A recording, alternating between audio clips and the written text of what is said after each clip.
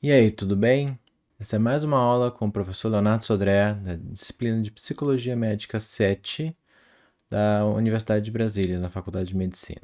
Hoje vamos partir para o assunto de dependências químicas e não químicas entre os médicos. O conteúdo está baseado no livro Physician as Patient, dos autores Myers e Gabbard. As referências vão estar aqui embaixo no canal, tá? Aproveito já para pedir vocês deixarem o seu like aí e também seus comentários para poder ajudar a melhorar esse material que eu estou preparando para os alunos, ok?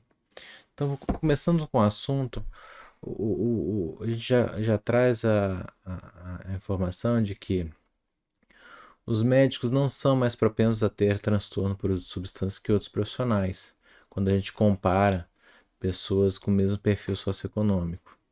Mas, no entanto, quando a gente fala sobre abuso de drogas prescritas, esse risco é bem maior entre os médicos.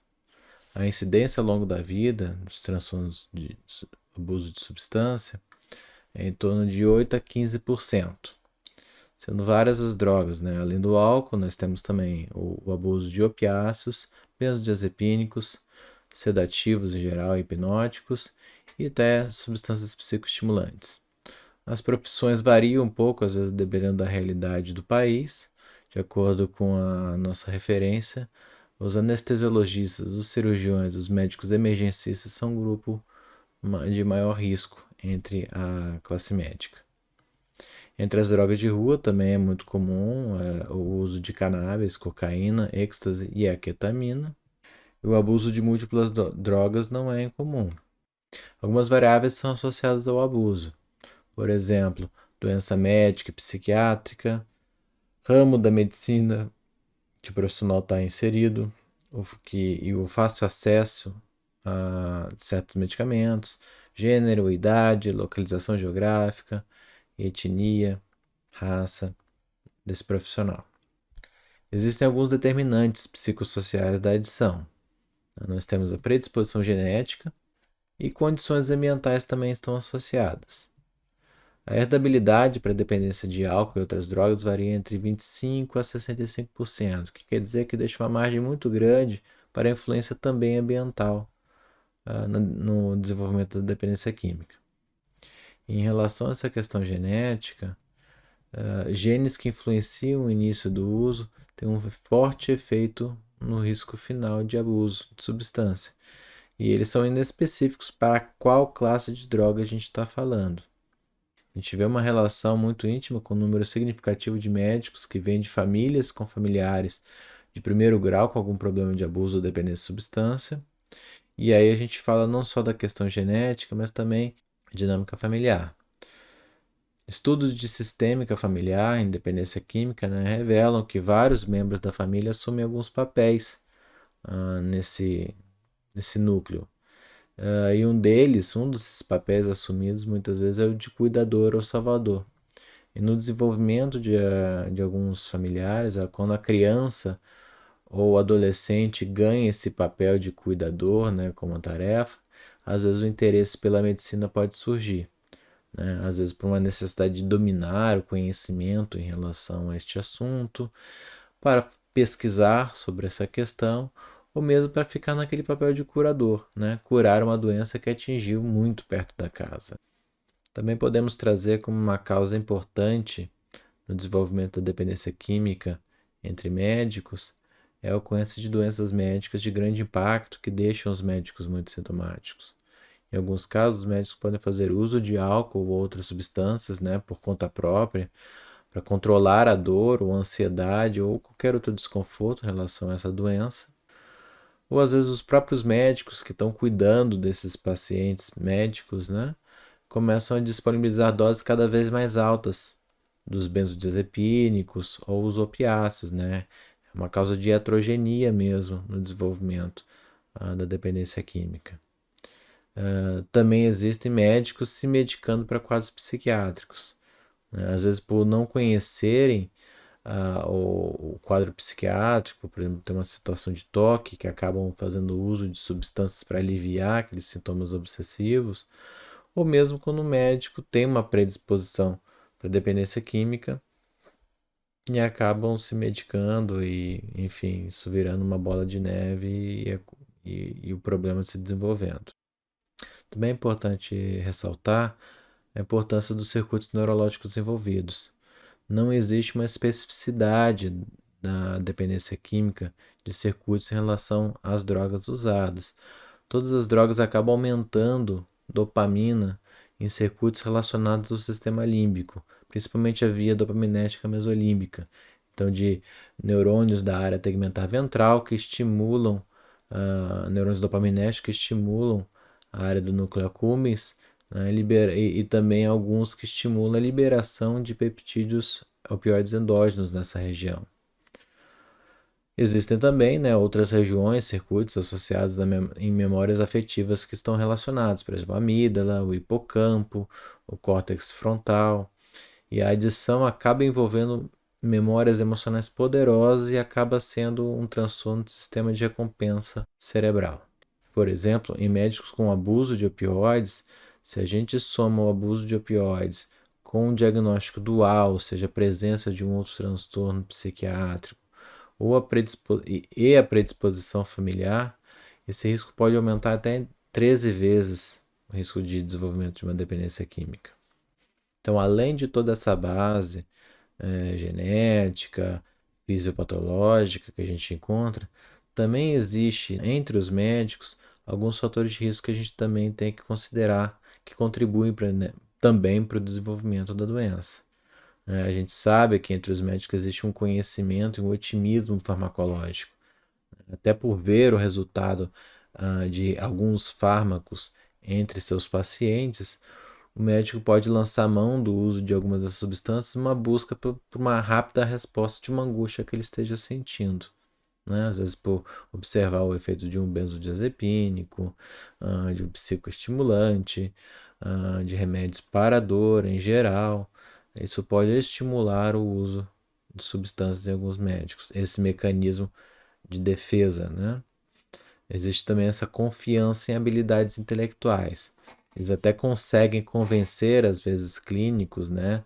Que eles conseguem controlar, às vezes falsear exames de urina, até as faltas, as consultas, né, para o tratamento da dependência química, eles começam a dar razões plausíveis para isso, né?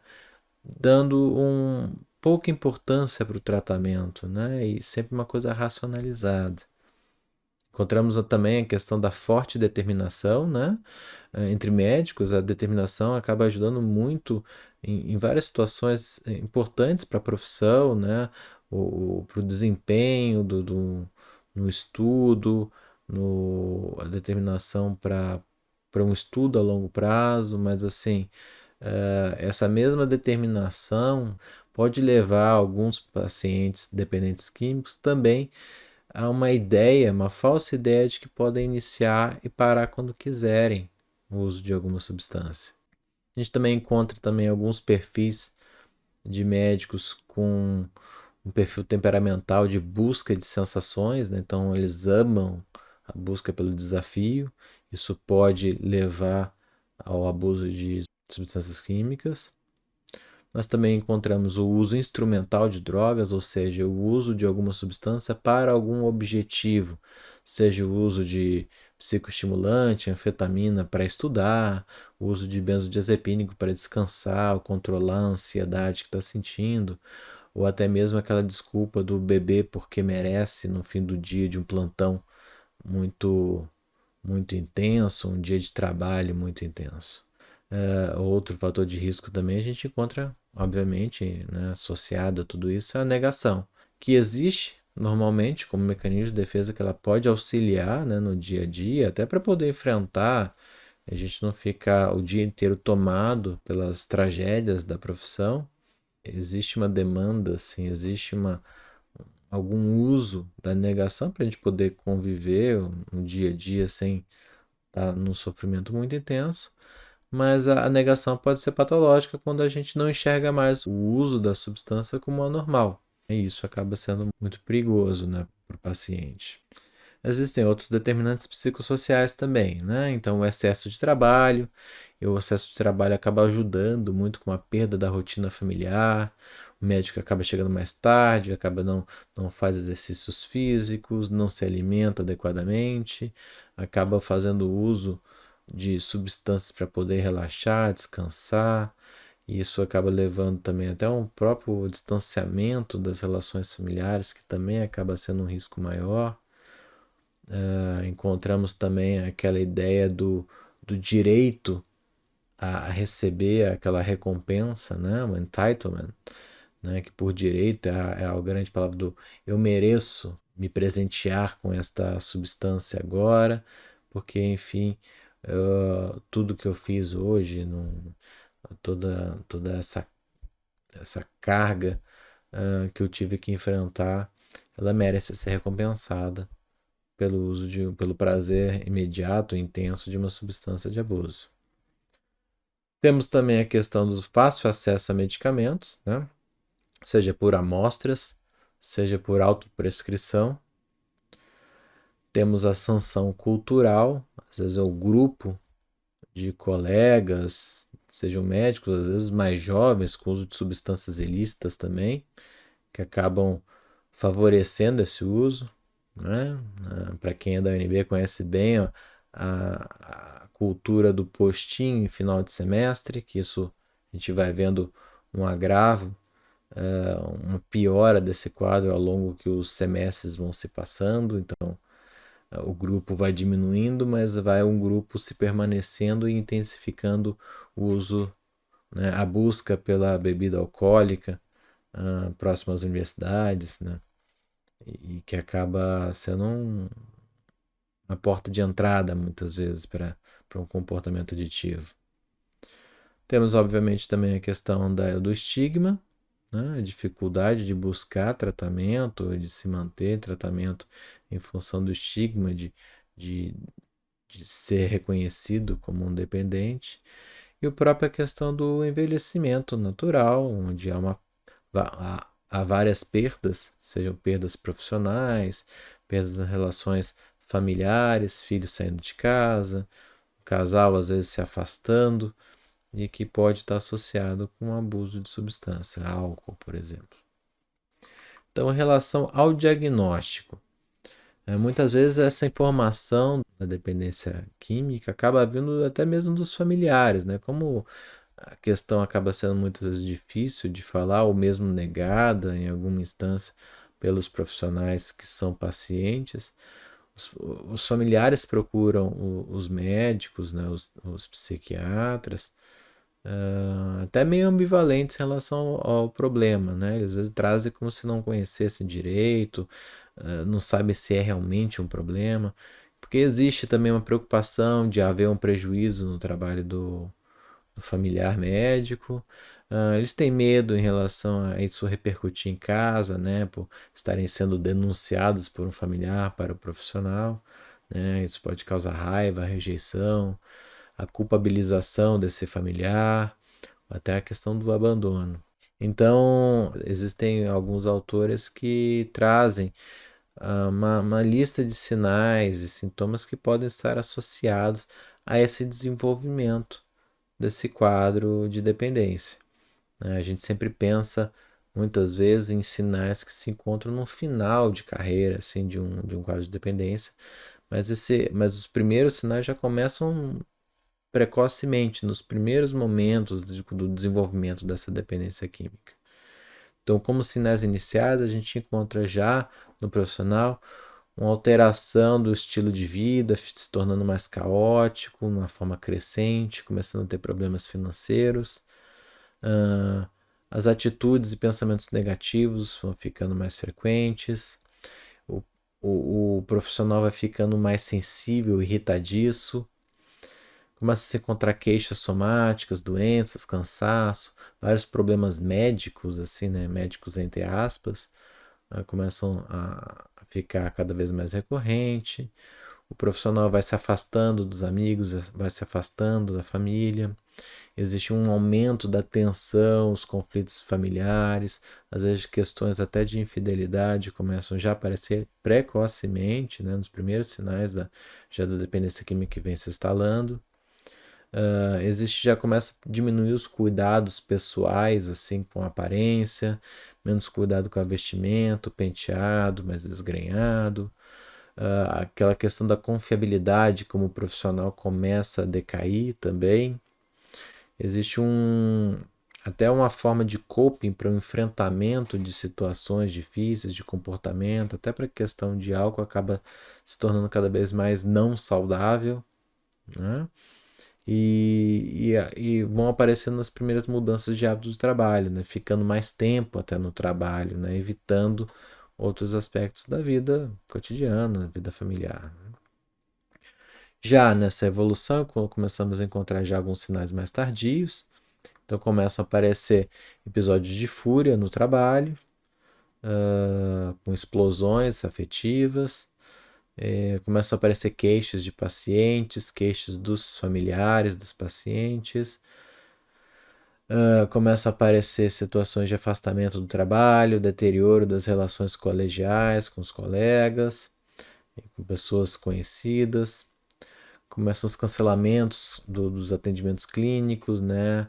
O absenteísmo, a deterioração de habilidades clínicas do médico, o médico vai ficando menos capaz de exercer suas habilidades, uma deterioração até dos registros médicos, começa a se observar um uso inadequado de drogas, às vezes mudando um pouco a prescrição, até desviando medicamentos em função dessas prescrições. Começa a se observar a alteração do hálito, às vezes a presença de hálito alcoólico no trabalho. Começam a ocorrer outras situações também, né? De transgressões, de ilicitudes, como acusações de condução sob efeito de drogas, violência familiar, separação, divórcio, isso tudo começa a aparecer. Já sinais últimos estágios, aquele fim de carreira, né, como é um quadro extremamente grave, uma situação bem mais complicada, bem mais difícil, como vocês vão poder ver, já começa a se encontrar sinais graves e importantes de intoxicação no trabalho, um paciente aparentando já ser um portador de uma doença crônica bem comprometido, apresentando erros terapêuticos também, deslizes na profissão, um isolamento pessoal extremo, levando às vezes a sair da medicina, abandono da medicina, a começar a realizar alguns atos suicidas e até mesmo suicídio nesse último estágio. Então, os médicos pacientes são como outros pacientes dependentes, eles muito deles minimizam o uso. Então, a gente tem que fazer uma busca desse histórico, uma busca detalhada do uso de álcool e outras substâncias. A gente tem que observar muito não só o conteúdo do que o paciente médico está falando, como também a atitude e a maneira do paciente. E pensando também em relação aos próprios alunos, a gente começa a ver todas essas alterações também que a gente está falando aqui sobre o médico, a gente também vai encontrando entre alunos. Né? E isso às vezes pode ser uma coisa que não precisa demorar décadas de vida para ocorrer, não. Podemos lançar de instrumentos de screening também, né? Um bem conhecido é o CAGE, questionário CAGE. Não são questionários diagnósticos, são questionários de triagem, de screening mesmo, que auxiliam nessa investigação. A própria referência também cita outros também, com o teste de screening de álcool de Michigan, né? O teste de drogas de abuso, enfim, são vários que vocês podem encontrar na literatura que podem auxiliar nesta investigação. É importante que sempre que houver suspeita de DQ, sempre que possível a gente puder encaminhar este paciente para um especialista em dependência química. Sempre que possível, obviamente, porque a abordagem vai ser mais apropriada com esse profissional, às vezes até diminuindo um pouco a resistência, já que está sendo tratado com alguém bastante experiente no assunto. Entre problemas que a gente pode encontrar no tratamento, né, nós temos a questão do prognóstico de médicos, pelo menos na realidade americana, o prognóstico entre médicos é bom, né, os pacientes profissionais médicos que estão em atividade profissional, no fim de 5 anos, 92% costuma estar livre das drogas e já está de volta ao trabalho.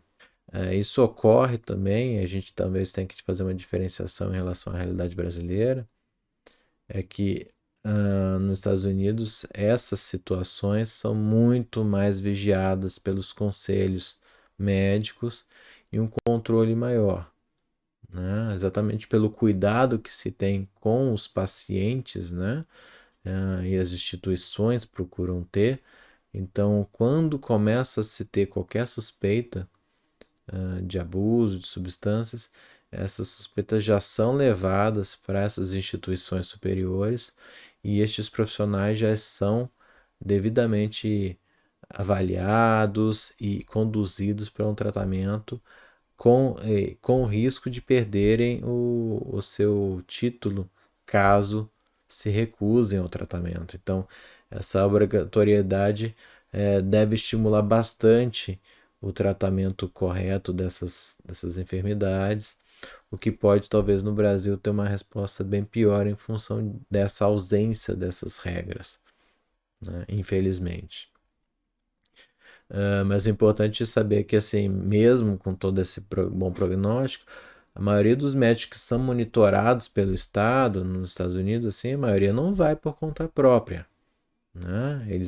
E algumas estratégias para buscar o tratamento desses pacientes, uma delas é fazer a intervenção, que são atividades realizadas por colegas, às vezes por pessoas próximas desta pessoa que abordam, fazem essa primeira abordagem com o paciente para tentar inseri-lo, né, responsabilizá-lo sem uma culpabilidade, tentar inseri-lo, responsabilizá-lo, conscientizá-lo sobre essa questão da dependência química que está aparecendo, que está comprometendo suas atividades e tentar motivá-lo a buscar um tratamento de forma adequada para que ele possa restaurar a qualidade de vida, as atividades profissionais também. Essas intervenções realmente elas são salvadoras de vida, né? E depois de uma intervenção se pode conduzir o tratamento de nível ambulatorial, caso haja alguma percepção e algum comprometimento do paciente em relação ao quadro que ele está apresentando, ou então conduzir para uma internação, né? Casos graves de dependência química ou muita recusa, ou que já tiveram tentativas ambulatoriais com muitas recaídas, às vezes precisam ir para instituições, né, de recuperação, tratamento no ambiente fechado, e que esses tratamentos podem ir de 4 até 12 semanas para serem conduzidos até terem alta. Agora a gente vai falar um pouquinho sobre as adições não químicas. Existem outros tipos de dependência que não envolvem substâncias químicas, então a gente pode encontrar jogo patológico, a adição sexual, a dependência sexual, dependência de internet, a compra compulsiva, a adição de exercícios, né? Então existem características comuns dentro desses transtornos, né? Então a gente tem bem aquele mecanismo da adição, um engajamento contínuo no comportamento, naquele comportamento aditivo, apesar de consequências adversas. Existe uma inabilidade de interromper aquele comportamento e muitas vezes tudo isso é acompanhado de uma preocupação contínua com o comportamento, né? A pessoa passa o dia, em muitos momentos do dia, pensando sobre aquela atividade que acaba comprometendo a concentração, o exercício, interferindo com as outras atividades do dia a dia desta pessoa. Em particular, dentre essas adições não químicas, a gente pode considerar a dependência sexual uma das mais perturbadoras e vergonhosas para os médicos, além de poderem causar danos sérios, né? Tanto a pacientes, colegas e ao próprio profissional. Então, a gente acaba dando existe, ainda que todas sejam preocupantes, é interessante a gente poder abordar um pouquinho este assunto mais a fundo, e assim como também a própria referência o faz. Então, sobre as adições sexuais, existe uma primeira discussão já sobre a diferenciação do que seria comportamento sexual compulsivo ou que seria uma dependência sexual, um comportamento aditivo sexual. Existem alguns pacientes que lembram um comportamento aditivo. Existe esse engajamento contínuo, apesar das consequências físicas e fisiológicas. Existe uma perda de controle sobre esse ato e uma preocupação constante sobre esta ação. Já existe um outro grupo de pacientes que parece mais com um transtorno de controle de impulso. Existem urgências fortes e irresistíveis, físicas e mentais, de atuar sexualmente sem se preocupar com consequências. Algumas pessoas tendem a misturar também esses comportamentos com um toque, como se fosse um transtorno obsessivo compulsivo, mas eles não podem ser confundidos. Uma razão básica para isso é que o toque ele envolve uma compulsão associada a um pensamento obsessivo que a gente chama de ego distônico, né? É desagradável e não é o que acontece nesse comportamento sexual. Não existe uma situação de desagrado em relação ao pensamento ou ao desejo.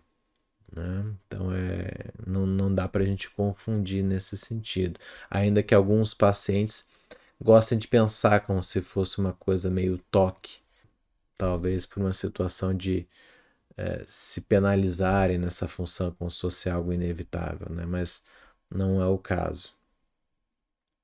Existem duas categorias, né, de funcionamento aditivo, né, da sexual.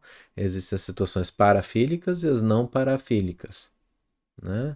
A grande maioria dos casos são situações não parafílicas, onde se tem um desejo sexual orientado genital com consentimento com pessoas capazes de seres capazes de responder assim, né, de forma madura em relação àquele desejo sexual. As parafílicas envolvem todos os outros tipos de desejos, que envolvem desde desejo orientado de forma intensa a relações não genitais ou não consentidas, ou com seres ou pessoas sem capacidade de julgamento, seja com crianças ou qualquer coisa nessa linha. Tá? Então, o que a gente encontra das relações não parafílicas? Nós encontramos a adição à pornografia, a busca de relações com prostituição, a busca de bares de strip ou clubes. Existem situações de cruzeiros também, que são como se fossem retiros sexuais, né? E também as relações extramaritais. O comportamento não parafílico compulsivo ele pode se diferenciar da adição sexual em algumas situações. Existe uma forma situacional, por exemplo, a busca de pornografia ou clubes de strip apenas quando se sente sozinho, entediado, em um plantão lento ou para lidar com uma ansiedade. Né? Encontramos também algumas situações de problema matrimonial, uma situação de infelicidade no relacionamento, de conflitos sexuais, às vezes conflitos até de relação à orientação sexual. E também temos algumas situações de transtorno de humor não reconhecido ou não tratado. Por exemplo, até um transtorno bipolar, que pode ter um aumento da libido, do desejo e até do drive de energia. Né? Complicações das dependências sexuais a gente pode encontrar também, né? Situações de comorbidade, transtornos de personalidade, por exemplo, transtorno de personalidade narcisista ou borderline, com adições sexuais, são situações bem complicadas que envolvem também toda uma relação com a outra pessoa, às vezes de pouca empatia, situações às vezes até podendo ser situações agressivas, né? Então tem que ser avaliadas bem cuidadosamente. E até o próprio uso da palavra, né, da expressão dependência sexual, de adição sexual, que pode ser pejorativo, pode soar pejorativo com um tom moral, e que isso pode atrapalhar até na busca do tratamento, né, na adesão ao tratamento. Por fim, Em relação aos tratamentos dessas adições não químicas, né, a gente tem as farmacoterapias e as medidas psicossociais. Então, em relação à farmacoterapia, nós podemos lançar mão dos inibidores seletivos da recaptação de serotonina, o uso de clomipramina, antagonistas de opioides, estabilizadores de humor e até em situações bem graves do uso de antiandrógenos. Existem também medidas psicossociais, né, mais clássica, com adoção de 12 passos, como ocorre no Alcoólicos Anônimos. Nós temos também a terapia cognitivo-comportamental, a psicoterapia de orientação analítica, terapia de casal, família, grupo, tudo vai depender também da avaliação de cada quadro, de todas aquelas situações que a gente já conversou aqui, que podem estar associadas, que podem orientar melhor que tipo de terapia pode ser mais benéfica para o paciente que está passando por essa situação. E também, né, podemos ver no tratamento das adições cibernéticas, existe também uma discussão em relação à dificuldade de lidar com o abuso de internet, de jogos, né? Hoje em dia está cada vez mais claro sobre o papel do abuso desse tipo de mídia, né? Mas existe uma dificuldade de lidar com o abuso sem ter que se abster, porque é impossível que hoje em dia, né, na necessidade até da própria profissão, a pessoa ficar sem internet. Mas existem muitos subterfúgios, hoje inclusive com os próprios equipamentos, computadores, celulares, com vários mecanismos para controle do tempo de uso da ferramenta, que podem ser bastante benéficos no tratamento do paciente. Então, nas direções futuras para o tratamento, existem as controvérsias em relação até as questões das adições não químicas, né? Existe toda uma discussão para se construir em relação a isso. Também existem as controvérsias em relação a que condutas nós poderíamos ter para prevenir, né, esse tipo de ocorrência entre a população médica, né, ou de estudantes de medicina. Algumas pessoas são favoráveis até inclusive da possibilidade de fazer exames físicos e testes de urinas randômicos em todos os médicos, ou avaliação cognitiva de rotina de qualquer médico que esteja atuando profissionalmente. Isso visa principalmente até o direito do paciente de ser atendido por um profissional que esteja em condições físicas e mentais para atendê-lo. Mas também isso acaba sendo uma coisa um pouco controversa, com vários grupos se opondo a esse tipo de atuação dos conselhos. Também temos que avaliar a efetividade e a individualização dos tratamentos, principalmente os tratamentos psicoterápicos para cada uma dessas situações que a gente enumerou. Certo? Bom, esta é a aula sobre adições químicas e não químicas. Espero que vocês tenham gostado. Se vocês tiverem alguma crítica, ou algum comentário, ou quiserem simplesmente falar o que vocês gostaram da aula, o que vocês mais gostaram, por favor, me ajude a preparar essa aula, a melhorar essa aula para que os alunos tenham melhor proveito, deixando seu comentário, seguindo aí no canal e dando seu like aí para a gente poder continuar esse trabalho interessante na educação médica. Tá certo? Muito obrigado e até a próxima.